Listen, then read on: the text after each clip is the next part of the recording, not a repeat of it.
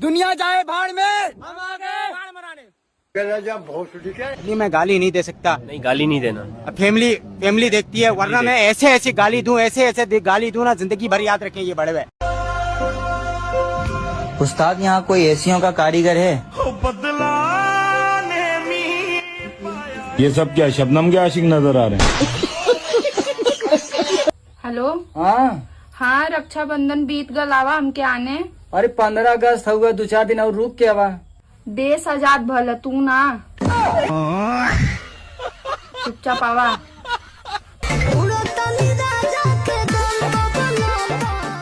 अरे हई तोरा हाथ में का हो गल बारे? कौन मोरलक हो तोरा के? का बताई भैया, क्या हुई? काले गोल रही बैंक में पैसा निकाले। अच्छा, तब तक वहाँ धीरे भीड़ रहे, तो सोचनी तनी देर पबजी खेल ली। ठीक है। तब तक हमार मुंह से निकल गयल, पहले हेकनी के मार देवे के, फिर लूटल जाई। क्या बोला तूने? बैंकवा वाला के लागल कि हम बैंक लूटे के बात करत तनी, तब तक ओकर गादवा हमरा पे रस कर देला, मारत नोक कर देले बा।